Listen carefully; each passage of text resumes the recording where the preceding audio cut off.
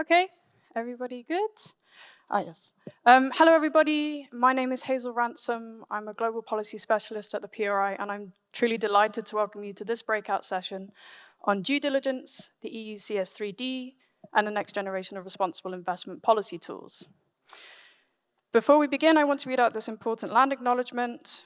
We are grateful to gather today on the treaty lands of the Mississaugas of the Credit First Nation and ancestral lands of the Wendat, the Haudenosaunee Confederacy, and the Anishinaabe Nation since time immemorial to today. So as I said, this session is all about due diligence on sustainability issues, in particular human rights and environmental impacts. And by due diligence, what we mean in a nutshell is knowing where your money is going and understanding the impacts it is or may be having on people and planet. Of course, due diligence is nothing new. In fact, in the past 2 years, the number of PRI signatories reporting that they're using the UN Guiding Principles or the OECD guidelines on due diligence has increased from 18% to 30%. And as we heard yesterday, we have 265 members of the Advanced Initiative representing $35 trillion under assets under management. So before we get into the discussion itself, we have a really quick poll for you. So I'm sure you'll all dab hands at this. If you could open the PRI in-person app, select the room 718A, and let us know where you're coming from today. Is due diligence something, if we could get it on the slide as well, please. Is due diligence something that you're new to? Are you confident about it, or are you somewhere in between? The aim of this is to help our panelists tailor their answers and ensure that we bring everybody along in today's discussion. Okay, we've got a variety so far, so that's good. And don't worry, we're not going to test you. So if you're confident, we're not going to ask you to come on stage. So just while the final results come in, I think we should let the panel introduce themselves. So if we could just go one by one down the line very quickly, who you are and where you come from. Yeah, great. Lauren Compere, Head of Stewardship and Engagement, Boston Common Asset Management, and also part of Advance. Hi, everyone. I'm Fernanda Hoppenheim Cabrera, and I'm the chair of the UN Working Group on Business and Human Rights. Hi, everyone. Nikki Gwilliam-Beeharee from the World Benchmarking Alliance. And I'm Kamil Zabielski from Stewardship Asset Management in Norway.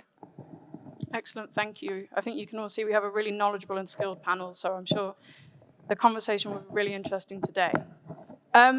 So looking at the poll, it seems like we have a good mixture, so maybe a bit of a challenge for our panelists to tailor their answers, but I'm sure you'll all do excellently. So this breakout session today is split into 3 parts, answering 3 key questions. The first question is, what is due diligence and why is it important for responsible investors? The second question is, what are policymakers doing about due diligence around the world? And the third question is, how can we create due diligence laws which apply to investors in a way which is proportionate, practicable, and effective? Now, I'm sure there's extensive expertise in the room, so for this third question, we're going to have table discussions, and this will help inform PRI's research on the topic. Of course, we'll also have a Q&A section at the end, so please do feel free to start adding your questions in the PRI in-person app. So, without much further ado, let's move to part 1. And Fernanda, if I could ask you to open up and explain what is human rights due diligence and how does it apply to the investment industry? Thank you very much. Hi again. So I think the first thing I would like to say is that the concept of human rights due diligence is really embedded and a core part of the UN Guiding Principles on Business and Human Rights that were adopted in 2011. So since 2011, though there have been many efforts to advance some sort of due diligence with regards to social issues or human rights impact assessments or social impact assessments, in the last few decades, I think since 2011, we really have a very clear framework that specifically outlines the different components of this process of human rights due diligence. So when the guiding principles were adopted, they were structured around 3 pillars. Pillar 1 talks about the obligations of states with regards to human rights in the context of business activities. So as regulators, as the obligated actors to guarantee human rights, so duty bearers, that's how we call them, and also to make sure that there is substantive engagement of all parties, that there is consultation with rights holders, and that there is remedy. So there are all sorts of state obligations. But Pillar 2 is focused on the private sector and the business responsibility to respect human rights. And I think that is one first key distinction we need to make. The responsibility for private actors, including the financial sector, is to respect human rights and make sure that you don't have adverse impacts to human rights in your operations. How do you do that? How do you make sure you're respecting human rights? Well, you can use human rights due diligence as the key process. But that is the first important distinction, because there are many ways in which you can make sure that you're respecting human rights in the context of your operations. And due diligence is certainly a very important process that can help fulfill that responsibility. So guiding principle 17, I'm a guiding principle geek, I'm sorry, but I just FYI, 17 to 22 of the 31 guiding principles are all about human rights due diligence, in case you want to take a look. They clearly establish that businesses of all kinds, in all sectors and all sizes, that's also important, need to identify potential harm, prevent, and mitigate and account for how they address those adverse human rights impacts. Either they are already happening or they might happen in the future. That's another very important thing. So it's actual risks, but also potential human rights risks. And the process should include assessing, again, assessing this human rights impact, but also integrating them, the findings of those assessments in the operations, and actually communicating those impacts. That's also important. And that's maybe the part about reporting that we might be discussing later, how you communicate what you're doing and to whom. So that's another big thing. There are numerous guidances. For example, the OECD has developed a guidance based on the guiding principles. So again, the guiding principles seem to be like the North Star, the guiding star for all of this. But then how you do it, there are different guidances, also specific to this particular sector. But it's embedding human rights into your operations, at least having a commitment, a public commitment to respect human rights, identifying the impacts, seizing, preventing or mitigating, track implementation and results, communicate, and remedy when appropriate. I'm going to park that and address it later, because remedy is a big issue and I don't want to miss it, but I think it's important. And stakeholder meaningful engagement is also essential to many parts of this due diligence processes. I'll go deeper into that later as well. And maybe just mention that there are some practical tools. Even PRI has developed some guidances for human rights due diligence for the financial sector, but others as well. Oh, I thought that was a bell for me. No, not at all. Oh, okay. Oh, Keep going. yeah, I have like 1 more minute, I guess. Yeah, you do. The other thing is that I think human rights due diligence kind of shifts the focus quite a bit from what financial actors are used to doing. So the risks are actually to people and the planet, and not to your companies, your businesses. So it's a different focus. And that shift in focus, I guess, it's a big challenge we have to tackle collectively. So those are the risks to rights holders, people in the communities where the projects you fund operate, for example. Risk to workers, and not, again, to the company necessarily. Although, of course, it is good for business, because if you prevent those risks or those human rights-related harms, then you prevent or mitigate reputational risks, legal risks. So I think it's ethical, but it's also a smart business decision to conduct human rights due diligence. So I'll leave it at that, and we'll go back deeper into some of those issues later. Thank you. Thank you, Fernanda, for such a good overview. I think it's really important to emphasize this different focus. We are talking about harms on human rights and also occasionally environmental impacts as well. But it's also important to emphasize that investors have been doing due diligence in the traditional sense for a long period of time, and we already have many tools out there which we can already use or augment. And maybe now I can bring Lauren and Camille in to explain how you're already doing this. So Lauren, starting with you, how does due diligence fit within your overall responsible practice at Boston Common? Yeah, absolutely. I want to just start by saying that we're an active manager, investing primarily in public equities, including emerging markets. And so looking at, using human rights due diligence or any sort of due diligence is really critical, especially when maybe there's lack of sufficient disclosure. I think, I've been engaging on human rights due diligence for a very long time, a couple of decades actually, even pre-2011 when the UNGPs were formally adopted. And so I think I always want to start by saying, this is not a new concept. We should not be afraid of it. We've been engaging companies, as far back on things like responsible sourcing with Uzbek cotton. And then I've been part of formalized consultations way back on project finance with BP on the Tangguh pipeline project. So, there's always been elements of formalized due diligence. I think what's changed is the tools, the expectations, the nuance, and the definition, right, of meaningful stakeholder engagement, for example. We're very active in looking at human rights due diligence in the companies we invest in. It's part of our due diligence process, for example. But then we're also looking at how they themselves are adopting robust due diligence practices. We view HRDD as a continuous process, for example. And in fact, many of the controversies we see coming out of companies sort of are a red flag for maybe they're not talking to the right stakeholders, they're not listening to the right stakeholders, and they don't have a sufficient due diligence process.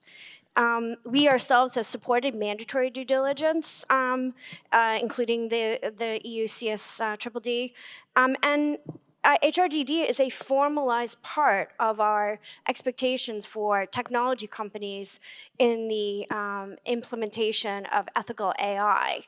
And more recently with Storebrand and a few others, we've sort of been looking at the more difficult human rights due diligence around conflict-affected and high-risk areas. I'll stop there. Thank you, Lauren, for that really interesting overview. And we will take time to delve a little deeper into examples. Camille, can I ask you the same question? Why is due diligence important for Storebrand's responsible investment? Thanks. First of all, human rights due diligence and due diligence in general, we would like to say it's part of our DNA. We've been working with responsible investment for like 25 years. We were one of the founding members of the UNPRI, and so it's fantastic to see that there's so many members now. And of course, the due diligence we did back then is different than it is now. It's evolved over time. You have the UN guiding principles, you have the OECD guidelines and all of this. So we've also developed with time.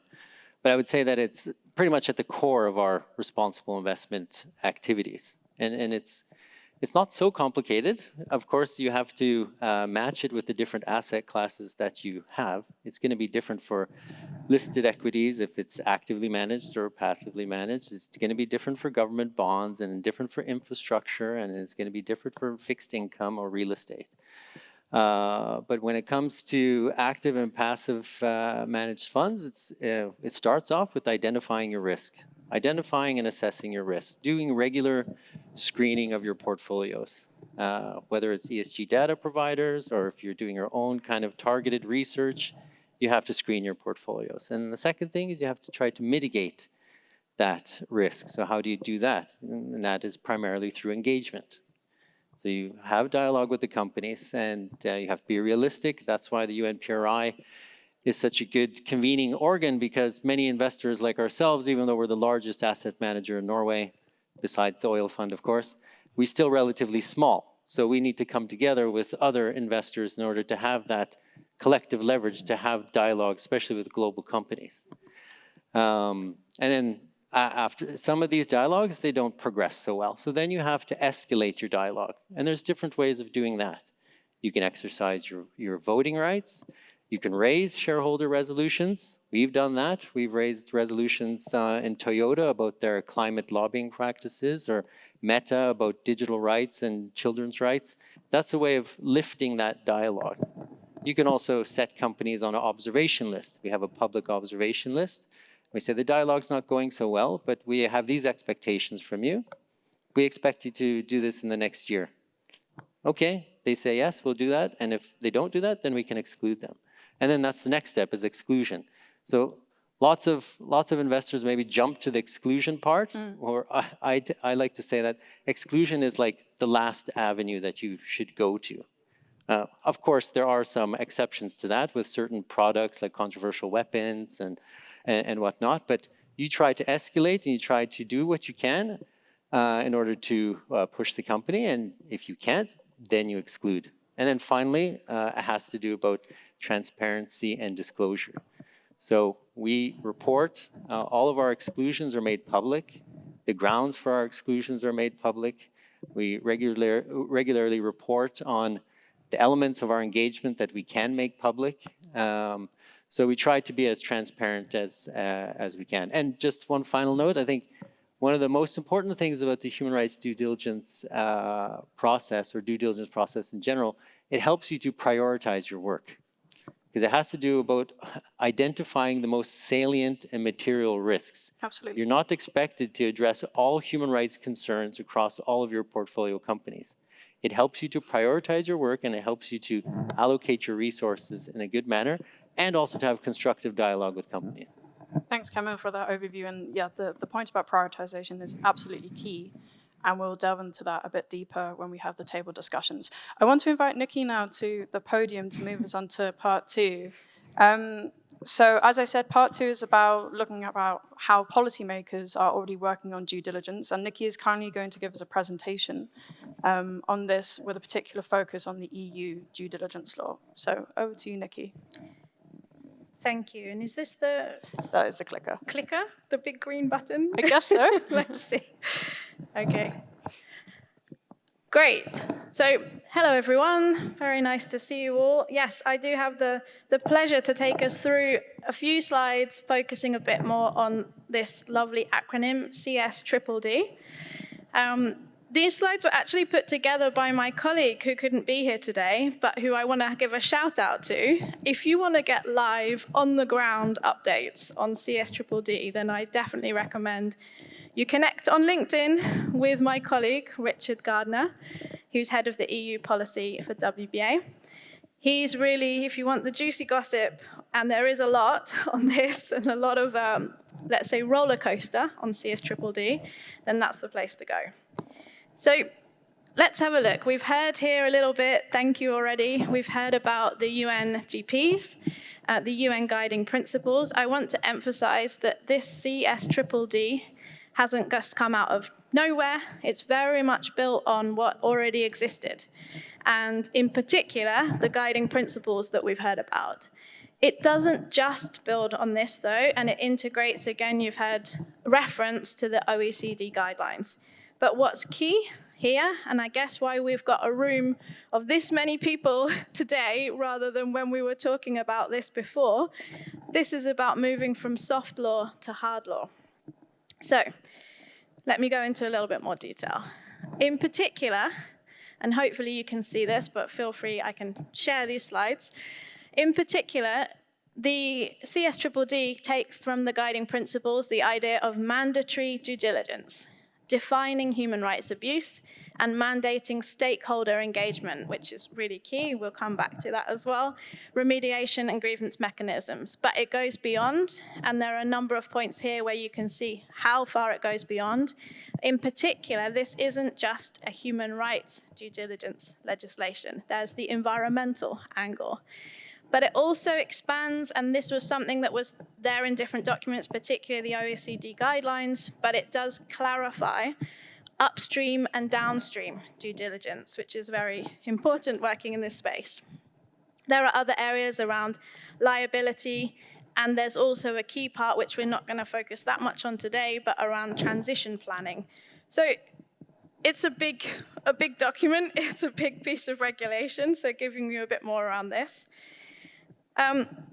One key question that many people ask is who is in scope, which companies are in scope. So let me just quickly take you through that.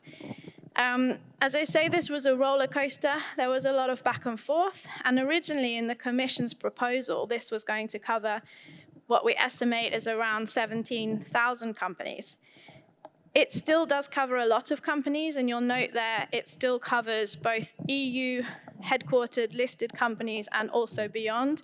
But the number that we think are falling into scope now is around 4,500 companies. Although that did kind of narrow down the scope, I want to emphasize that we definitely still see this as having quite a huge impact on a lot of companies, say, in the Canadian market, in the US market, and beyond.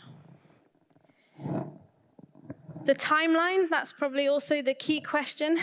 Yes, there is a relatively short timeline here, but there is a bit of time, which gives me some hope of kind of actions that we can take together with investors in the room. But the timeline is really key. So you see here some steps. The key one to know, so 3 years' time, 2027, that's the first step, the first wave, the largest companies. 2028 and 2029 bring like the whole group into scope. Final slide, and I do give credit here to Richard. Obviously, defining the good, the bad, the ugly depends on who you are and where you're sitting. So some of these, you might have bucketed these points in different places. But from the perspective of corporate accountability and bringing this in to push companies to really tackle human rights due diligence, Richard here has classified, and we then, of course, support this from the World Benchmarking Alliance, that within the good, so all sectors are in scope, as I say, the clarification of upstream and downstream, the expansion from human rights to the environmental, and a number of other key steps which are really moving this to mandatory action. There's also parts here that bring in the liability. So that is a key step from a piece of regulation. The bad, again, depending where you're sitting, but the reduction of scope, of course, we need to scale things up, we move things forward, but from where it was to where it is today, there are less companies in scope. Again, depending where you're sitting, but yes, we've got a bit of time. On a practical basis, I fully understand and support companies to take the time to put this into place.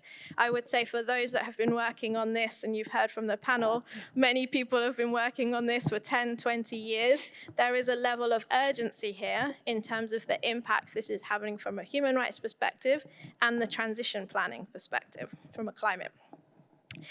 So just finally on the ugly, I think here, we're not necessarily going to have time to dig in, but a key part of a piece of regulation is not just the liability, kind of what goes wrong right at the end if you breach this, but who could be held responsible, who will just take responsibility for this during the process of setting it up. Originally, this was going to include some clear responsibilities for board members and directors within companies. This now hasn't been included. Again, I think this is still something that will probably evolve over time. Final slide. Just to make the point, so yes, CSDDD will cover not just European companies, as I've shown, but there are these types of regulations and due diligence, both reporting, mainly on the reporting side, but more and more looking at the actual behavioral change type regulation. And that is something which is very much evolving around the world. So there we go. Thank you so much, Nikki. A round of applause for Nikki there. Thank you. So thank you, Nikki. I feel like we should all have a good understanding of the CSDDD now. And yes, that is a mouthful, isn't it? So Fernando, I want to turn to you first, not necessarily on the CSDDD, but more broadly about the trend of due diligence policies around the world. I'm sure many people in the audience are aware that the UN Working Group on Business and Human Rights published a report earlier this year on investors, human rights and ESG, which made recommendations to policymakers. So what's your reflections on this trend that Nikki set out? Thank you very much. Well, the first reflection I'd like to share is the E in all these things, right? Because this seems to be like a new concept from the working group, from the UN Guiding Principles perspective. because we talk about human rights due diligence. And as you may or may not know, if you don't know, I'm going to break it to you. The right to a clean, healthy, and sustainable environment is a human right. It's an internationally recognized human right that has been, part of different, frameworks, jurisdictions for decades. Like the Inter-American system recognized this right in the 80s, for example. So for all the Americas, right? Many constitutions have it already enshrined. And the General Assembly finally, so the universal system, that's how we call the UN system with regards to human rights, has recognized this in 2022. So my view is we shouldn't be like looking at it separately, but as part of the human rights due diligence. And that's why I think CSDDD brings more confusion in that sense. So anyway, that's at least my take on this particular issue. I do think that in many countries, as your I think last slide was showing, Nikki, there are developments. Some of them are very targeted, like on human trafficking, modern slavery, child labor, like very salient human rights issues that nobody's going to contest. It's obvious we all want to combat that, right? And we're working towards it. Some others are looking at it more broadly. For example, Germany, France, Norway, the Netherlands have already regulated with with their own specificities human rights due diligence. So I think that's very important. That's going to kind of push the trend towards compliance. And I can bring some examples of how these things are already having an effect, like in the global south, for example. I come from Latin America, specifically Mexico. And there is now like a joint mechanism that it's a pilot created by Germany and Mexico for automobile companies in Mexico operating in the automobile sector. And this is a joint grievance mechanism, actually, so that workers can bring, like from any of the companies that voluntarily partake in this mechanism, can bring grievances and find solutions in that joint mechanism. And that is something that actually comes out from the law in Germany, from the human rights due diligence law. So I think it's interesting how these regulations then have effects in other places around the world. And the trend, colleagues, is towards regulation. So this is happening. This train has left the station, and I think more and more countries are going to continue to regulate, which is also good in terms of leveling the playing field, in my perspective. And it also helps to increase predictability for you all as well, and joint requirements. That said, I know that it can be a challenge when human rights issues kind of pass from human rights experts, sustainability departments, ESG departments to compliance. And that can become a challenge when, legal comes in and, all these things become different and less innovative maybe. But I think there is room for finding this middle ground between, the human rights experts, so social environmental experts, and compliance, and work together, because again, regulation is the trend. Maybe quickly about some recommendations from our report. I think in case you haven't seen it and you can't find it, buzz me on LinkedIn, because the UN websites are terrible. And but yeah. If you put ESG, human rights and investors 2024, you might get lucky and find it on Google. If not, just let me know. But we have presented a report specifically on this. And I think it's important just to maybe, because I think time is, we have very little time. Yeah, 30 seconds, yes.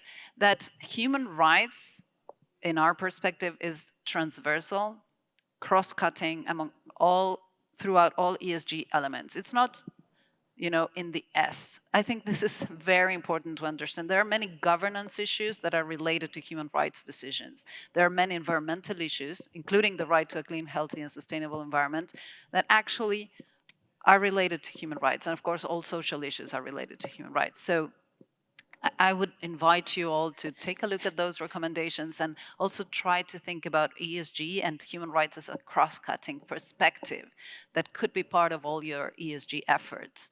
Because, when we talk about transition, and we should discuss the use of just transition. You use it too much, in my perspective. What does it mean that it's really just? But that's a separate panel.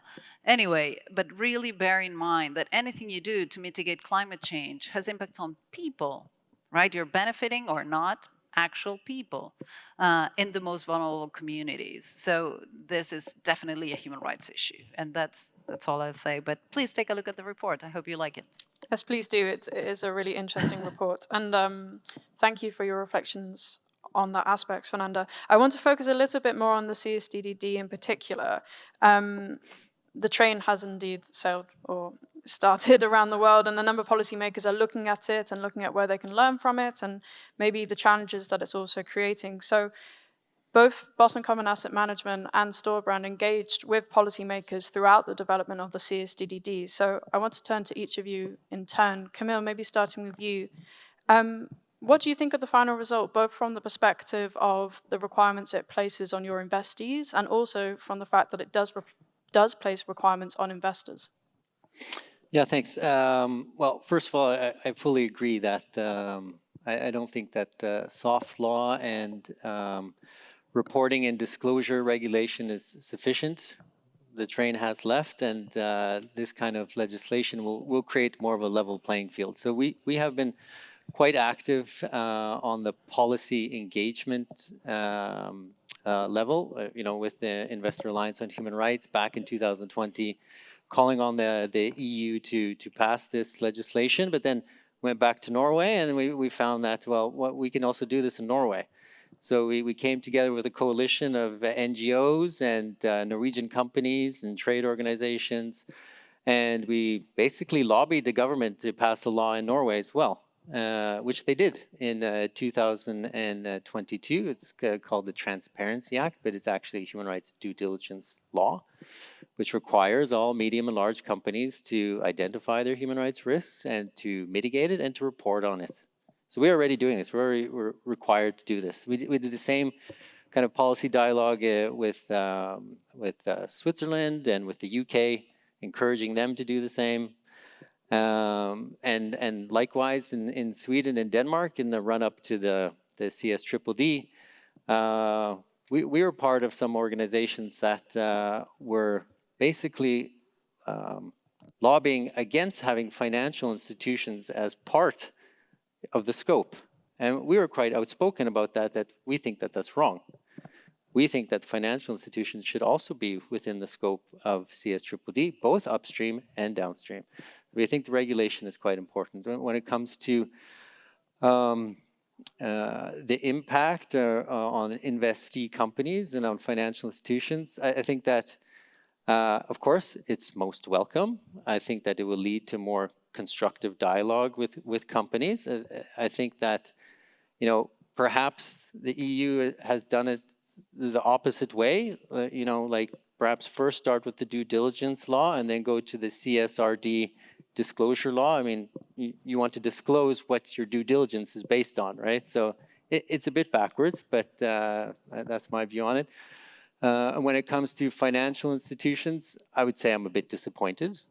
You didn't touch upon this in your presentation, but it was Did you? in the bad. Okay, so I wasn't sure if it was good, bad, or ugly, but so depending on how you view it, if it's good, bad, or ugly, financial institutions are covered, but only in their own operations. So not their downstream, not what we are doing, what we are talking about when it comes to due diligence. So I think that's a bit of a missed opportunity to harmonize kind of work that's already done and what we've already committed to through the UNGPs and other voluntary codes of conduct. That said, sorry, this is going to get revised in 2026. Yep. Yes. So I would encourage everybody to be ready. Yes, and just to add to that, so just to clarify, under the CSDDD, financial institutions are included if they're above a certain turnover and employee size, if they're EU-based, or just if they're above a certain turnover if they're non-EU. But their due diligence requirements are only for upstream, not downstream. But in the CSDDD, the European Commission has been given 2 years to write a report on whether it should be extended to downstream. So I do encourage you all to engage with policymakers, explain the challenges you face, explain the benefits as well. And we'll talk a bit more about the the aim of prioritization and due diligence and how there may be disadvantages to only focusing on upstream. But I want to bring Lauren in. Absolutely. Can you give your reflections? We're also very pleased that the EU CSDDD has been implemented. We also think there were some misses, and actually one of them that you might be surprised about was in 2022 we ourselves, as a primarily woman-led and employee-owned firm, we're looking at the glaring absence of the mention of gender impacts in the document. We had ourselves been working with some gender experts, some NGO groups that were calling for more intentionality on gender within the directive. So we organized a group of investors. I think Storebrand might have signed our investor statement. And we actively engaged European Commission members on the council and EU MEPs. And that's a little unusual for us, right? But the reason why we did that was because we felt, gender was not mentioned in any of the 70 pages. And some of the recommendations we were advocating for in our public policy dialogue included things like call out gender-specific impacts, highlight the ILO 190, which talks about harassment and violence in the workplace, gender-specific assessment, and gender-responsive due diligence and remedy. These things all exist, Yeah. and are in sort of OECD guidance and others. So that's one piece. But to bring it down to kind of the more practical level, so why Boston Common and why us as a manager are we really focused on this? We also think it creates a level playing field.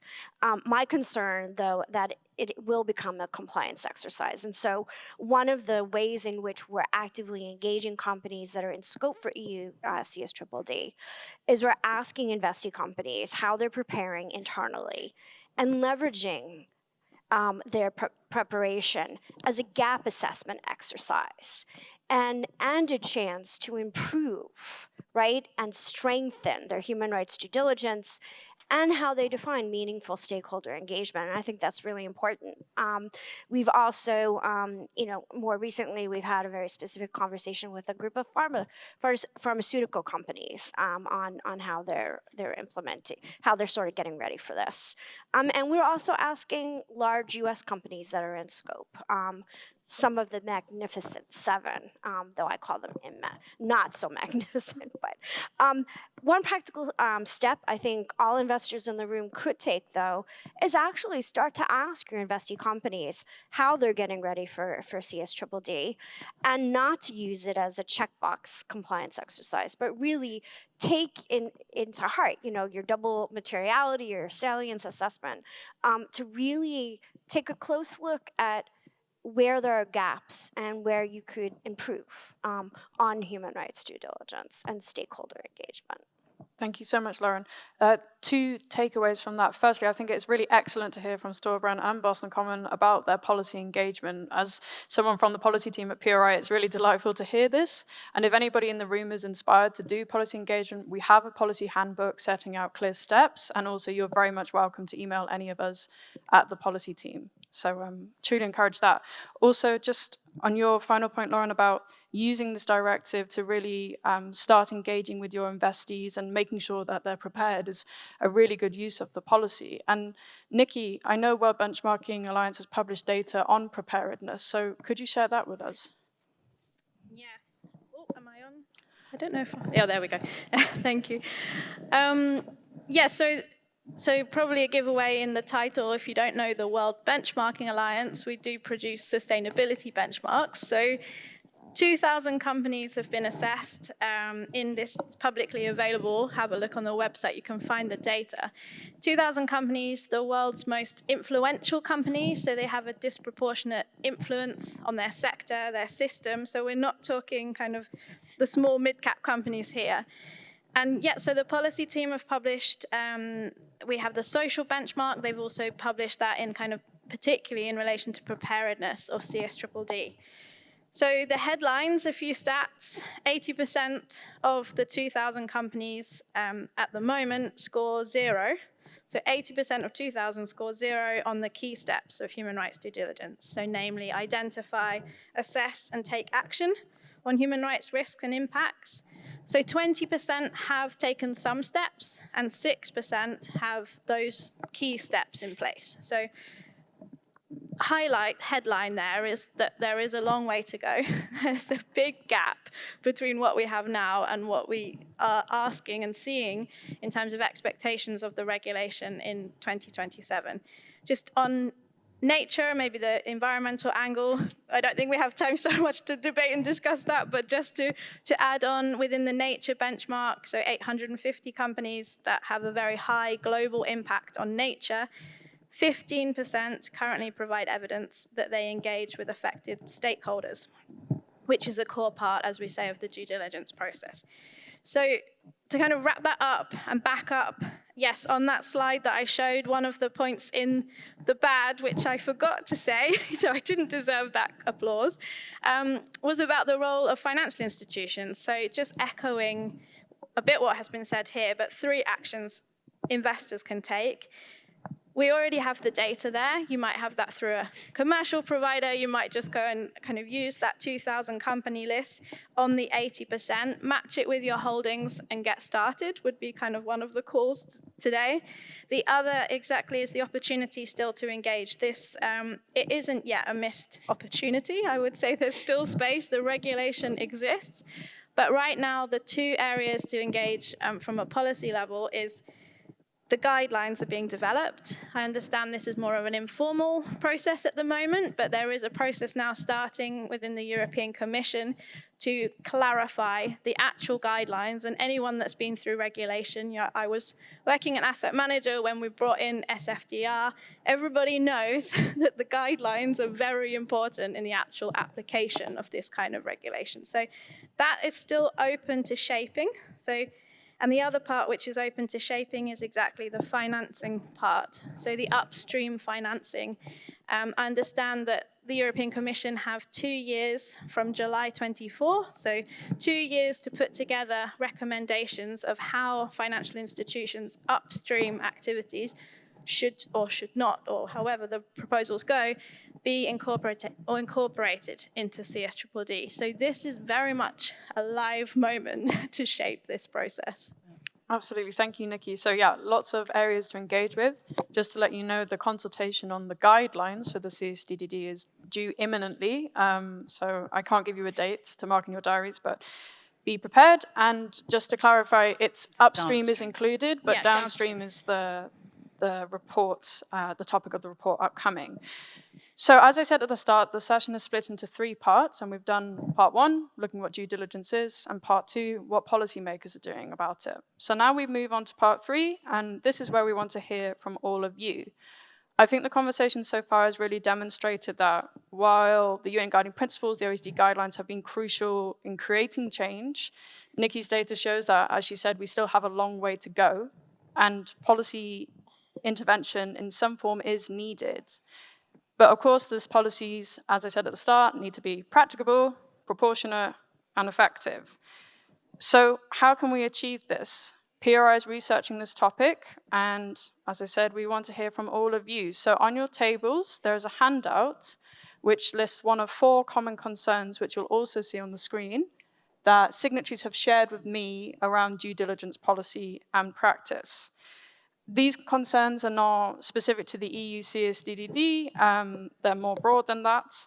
But in the next, let's say 8 minutes or so, just because of time, it would be really good if you could discuss these concerns on your tables and answer the questions on the handout. Please do write down your thoughts, and I'll collect all of the handouts afterwards, and they will be invaluable as I develop PRI's position on this. Also, if you want to write down any key takeaways on the app, please do, and I'll share them with the panel. So yeah, you have about 8 minutes. I'll tell you when you're up. If I could ask people in the front row to move back a table, so then we can have more people discussing together, that would be great. But yes, all of the questions are on the handout, and your time starts now. Okay, thank you, everybody. If I could ask you to wrap up your conversations, that would be very helpful. I'm sorry I have to cut it off so soon, but I'm sure you all want to hear what the panelists have to say about all of these interesting topics.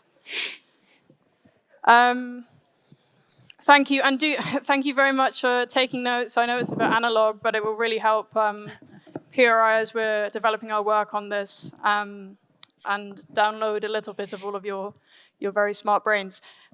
So I want to go through the concerns one by one and get reflections from a few of our panelists, given also what you heard on the table. So let's start with concern one, which in a nutshell is saying, I have too many funds, I'm a passive investor, how on earth can I do due diligence across the entire value chain? So Fernando, if I could start with you, what are your reflections? Well, so I think there are many ways to assess risk. As you all know, you're experts, on these things. And I think it's important to have like a risk-based approach, and that first of all, understand how investors can be linked to human rights adverse impacts or abuses, or or human rights harm. It's very important. Of course, you have your own operations, you can cost them directly, but then you can be linked to many harms that you don't affect directly, but that happen, in the companies you're invested in. So I think that's understanding that link is essential as part of your risk assessment or your risk-based approach. And I think you can't opt out of assessing risk, right? Human rights risk. That's my perspective. It's really, nowadays, it's not feasible to opt out of human rights due diligence in a certain way or form. That said, you could, there are many ways in which you can assess. If you have many, many companies, maybe it's difficult to go company by company and find the reliable data, but you can definitely do country assessments, for example. You can do industry assessments and try to understand what are the salient risks in those industries, in those countries, in those regions. There are many ways in which this type of human rights due diligence can be done, at least partially. So I think it's, instead of kind of feeling it's too much and shying away from it, I would say just find those entry points that make sense for you. And I think there is a lot of data available. We probably need more and better data. I think that's something I heard, and not only in the table, but in many conversations with this particular industry. How do we access this reliable data that it's pretty much kind of consistent across the board. So I think those are some of the issues that came up. Thank you. And Camille, just as a Storebrand, as an active and passive investor, what are your reflections on this concern? First of all, I would just like to echo the risk-based approach. Absolutely, yes. And about prioritization. I think that, whether you have an actively managed fund or a passively managed index fund, it always starts with identifying risk. And you can do that using some of the big ESG data providers. They can help you in that process if you, like us, have a portfolio of 5,000-6,000 companies. But we understand that data is imperfect and there are gaps in that data. So you have to look at your portfolio and see where do you have exposure in areas where there can be high human rights risk. So country-based, sector-based, company-based assessments. So just to give you some examples, when we looked at conflict. So conflict is a very sensitive topic, of course, and you have certain areas in the world where you have occupation. So I'm talking about West Sahara and occupied Palestine. These are areas where you don't necessarily get much data, quality data from the data providers. So then we looked at our exposure in our portfolios and we said, okay, how many companies here can potentially be linked to this here, right? Let's map that out. We can find that out. And then once you do that, you kind of narrow it down and then you prioritize, okay, which companies are perhaps the most at risk to be involved in potentially the most serious human rights violations. And then we'll engage with those ones. Or whether the whole polysilicon Xinjiang discussion. And when we looked at that a couple of years ago and we said, okay, well, there's some information about it, but have we really looked at our portfolio, right? Some companies are identified here, but there's a huge supply chain here. We could potentially be invested in many of the 5 layers that goes into the production of a solar park. So let's map that out first. And then once we've identified that, okay, we'll address the ones that are directly involved or potentially directly involved in human rights violations. We'll engage with those. That was not possible for various reasons. So then you have to decide, are you comfortable with that kind of investment or not? In our case, we were not, so we sold out of those. And then we moved on to the next layers. And then you engage that way and you prioritize. And the same thing in general. So when you do this kind of identification, then you prioritize. You can't possibly cover all issues. So we try to identify what's most salient for us when it comes to human rights. And yes, that's conflict-related issues. It's digital rights. And it's transition. It's supply chain issues. So then we focus on that. Yeah. Excellent, thank you. And just if you want to learn more about this really important aspect of the risk-based approach and prioritization, which is completely in line with the UN Guiding Principles, PRI has published a guidance on this step of identification, which is on the human rights part of our website, so please find it there. I am aware that we're running low on time, so I'm going to ask you all to keep your answers quite short for the rest of the panel. So concern 2, how do we stop it becoming a tick box exercise? Nikki, firstly, your reflections maybe from the policy design perspective.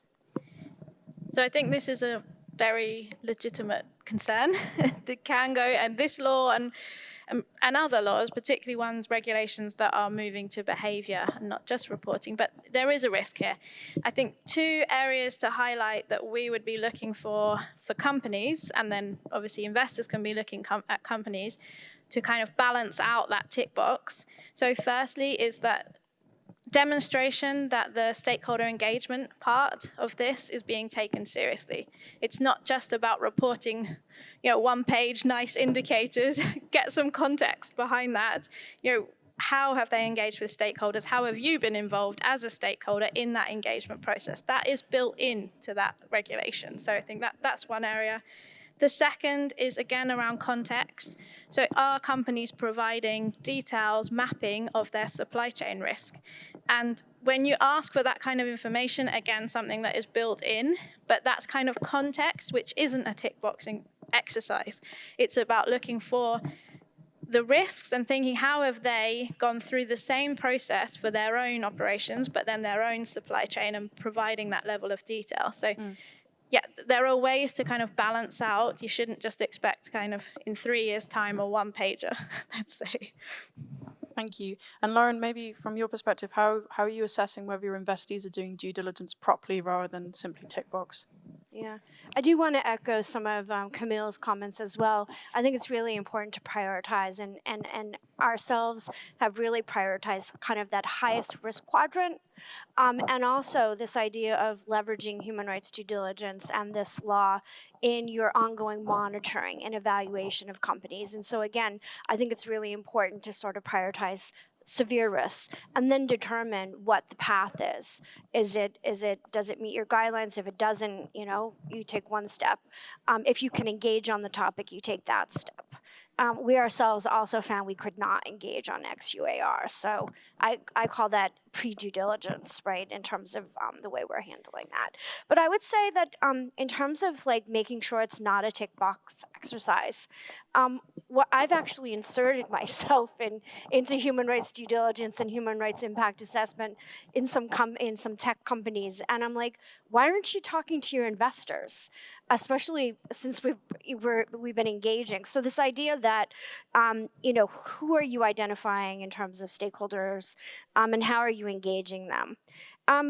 We also, in terms of this one big tech company, I'll say, this company thought they were ready. We're aligned. We're prepared. We'll be fully prepared for the expectations. And actually, because we've been engaging them for 20 years on digital rights, I'm like, but wait a second. You just conducted a human rights impact assessment that had recommendations on things like being more precise about your stakeholder engagement process. So I think there's a way for investors to use this this process and evaluation to really move companies. So it's not a tick box exercise. Thanks, Lauren. And just before we go to Concern 3, I want to remind everybody, if you have questions, we do have a little bit of time for Q&A at the end. And also, please feel free to upvote questions that you like. So you can do that in the PRI in Person app. But let's move on to Concern 3, which is a really tricky one about divestment and how it affects emerging markets as well. So, Nikki, firstly, what do the international standards say about divestment? It's not a requirement. No, I was going to say, I was like, that's They a say good nothing. question, Hazel. Yeah, no, I think that the point here that it says is, you know, I looked at this question and it says, how will that affect investments in emerging markets? And I think the answer is, how will you, the investors in the room, shape that to let it affect investment in emerging markets? I mean, it's not, to your point on your candid question, there isn't a requirement here to divest out of places that are not yet meeting these human rights and environmental due diligence requirements. So how is it going to shape is how are we going to shape it is kind of the point there. And saying that, I do still think this is a very legitimate concern. We saw, if you look back and think about the climate and when we had more emissions data over the last few years, there was the move in some cases to have portfolio decarbonisation. And I think this is something we should definitely learn from and not kind of see it as, right, I'm going to cut out areas that are high risk and leave it there. I think these risks, on the one hand, these risks exist everywhere. So firstly, the idea that you would divest out of emerging markets will not solve the issue anyway, because these are risks that are in every single country around us all the time. But the second is, I think now there's the opportunity to bring in the EM thinking and the strategy and link how you're thinking about emerging markets, developed economies, as part of your sustainable investment process. And it's always been valid to do that, but it becomes even more critical as we go into this stage of this due diligence process. And I will just call out, and my colleague is here somewhere, and yes, okay, my colleague is here. At the World Benchmarking Alliance, one of the projects that we're working on, and we've got some asset owners and others, PRI, AIGCC, all the acronyms just joined last week, specifically around this, of how asks of asset owners to asset managers of how you can avoid, and there's some clear steps and case studies there already, taking steps to avoid this kind of unplanned, like unintended consequence of divesting out of emerging markets. So take a look and come and speak to Gwil if you want to hear more on that. But yeah, it's got to proactively be managed. Thanks, Nikki. That's really important points. Camille, your reactions on this, and if you want a practical example, although I know you have limited time. Sure, I'll be very brief then. First of all, exclusion, again, that's the last resort. As far as emerging markets, we've been doing exclusions for 20 years plus. We do not see any sort of tilt towards excluding companies in emerging markets. I mean, there's this old saying that there's bad companies in good countries and there's good companies in bad countries, right? So you can have human rights violations anywhere, right? That's my point. But again, exclusion is the last resort. We have a very robust process around that, where once we've escalated as far as we can, we don't go any further with the dialogue, and we see that it's serious, that it's ongoing, and there's a risk for it to continue, we will recommend an exclusion. And then we'll go to the directors of our board, and I will present it to them anonymously. So they will not know the name of that company, and so that way they don't know potentially how large our holding is. So they only to take a decision on the impact to people and the environment, right? And then once they make that decision, then I tell them, well, that was IBM, or that was Activision Blizzard, or that was whoever, right? And then we deal with it afterwards, right? But it's also not a death penalty, right? Because there's a process for including these companies again. And we continue dialogue with companies after they're excluded as well, right? We've had examples of companies that have been in West Sahara, and we continue dialogue with them, and then they come back to us and say, okay, we're not going to renew these contracts anymore, we're pulling out. Great, you're back into the fund, or back into our funds, right? Really interesting, thank you, Camille. Let's move on to concern for meaningful stakeholder engagement and remedy. Ananda, over to you. Do you have an hour, an extra hour? No, so I mean, bottom line, stakeholder engagement is essential. And I think moving from the logic of also stakeholder to rights holders is an interesting way of seeing it. So you can engage all sorts of stakeholders, but you need to find concrete ways to actually hear from rights holders, so people on the ground that are being affected by the companies in your portfolios. So how do you do that? There is a very big discussion. I think there are some interesting guidances that are being built. For example, there is an investor human rights due diligence precision tool that it's a coalition that has come together. I think Rights Collab, ARIS Foundation are around. They are part of that. They are developing 2 guidances, one on stakeholder engagement and one on remedy. So both issues on question 4. And I think you need concrete ways of doing it, but it must be done somehow. I have to say, in the working group, we have dialogues with all stakeholders, so we talk a lot with communities, and they want to engage with the financial sector, they want to engage with the investors, because they know you have a lot of leverage on the companies in the real economy that are potentially or actually affecting their rights. So I think it's a matter of finding ways, not only through CSOs or think tanks or academics, but actually people from the communities. And multi-stakeholder spaces like the Annual Forum on Business and Human Rights in Geneva is a good space where you can find community members and these right holders, and you can engage with them. So please come November 25th to 27 in Geneva. That said, there are many other ways, but I do think it's important to find that and try to keep it as less extractive as possible. So it's not just extracting the information, but it's then coming back somehow to those communities or those people that engage and bringing back something. And then on remedy, I think, well, let's say it in this way. We need to build an ecosystem for remedy. That doesn't mean each one of your institutions or company needs to have its own remedy mechanism or provide direct remedy, but we need an ecosystem so that big victims of human rights harm can have different avenues to access some sort of remediation, which is not necessarily money related. Many communities just want a public apology, restitution of land, different things. So part of this ecosystem, I think, needs to lie in the investor piece of it.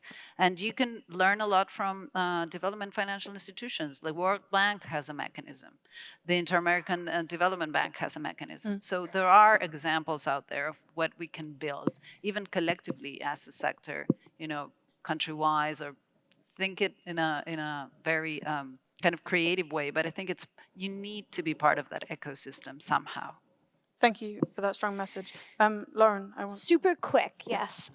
So meaningful stakeholder engagement. I think one of the areas that I've been involved in terms of digital rights, digital human rights, is I think it's so important for investors to be part of multi-stakeholder initiatives where you have the ability to hear and have conversation directly with either NGOs or CSOs who are working directly with rights holders or the rights holders themselves.